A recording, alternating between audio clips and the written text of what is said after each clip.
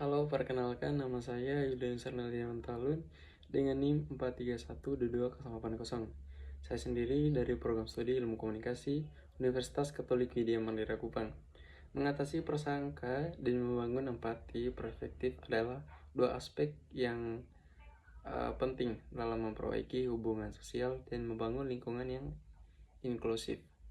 Berikut saya akan menyampaikan beberapa teknik yang dapat digunakan teman-teman untuk mengatasi prasangka dan membangun empati perspektif.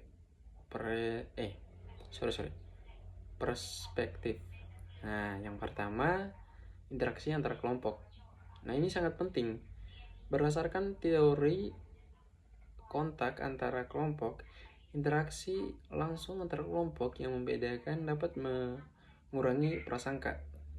Misalnya ketika orang dari latar belakang yang berbeda berinteraksi dalam situasi yang positif, sementara mereka dapat mengurangi stereotip dan meningkatkan pemahaman. Misalnya, kerjasama dalam kegiatan yang membutuhkan kolaborasi antara kelompok. Terus yang kedua, pengalaman naratif.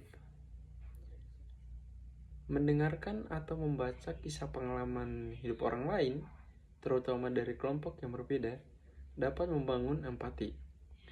Misalnya ketika Anda mendengarkan pengalaman seseorang yang mengalami diskriminasi atau ketidakadilan dalam beberapa misalnya tahun kemarin dia mengalami ketidakadilan, misalnya dibully gitu.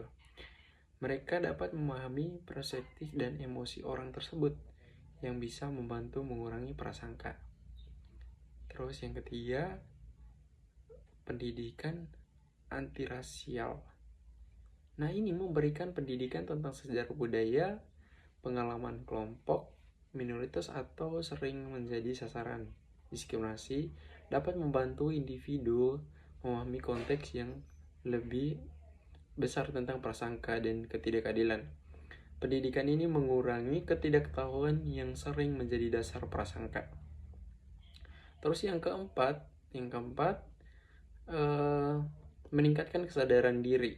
Itu meningkatkan kesadaran diri dari dalam diri kita sendiri, yaitu memahami bahwa setiap orang memiliki prasangka yang tidak disadari atau biasa disebut dalam bahasa ilmiah unconscious bias. Nah, itu adalah langkah awal untuk mengatasi latihan mindfulness atau refleksi diri, membantu individu mengidentifikasikan prasangka internal, kemudian bekerja secara aktif untuk mengatasinya.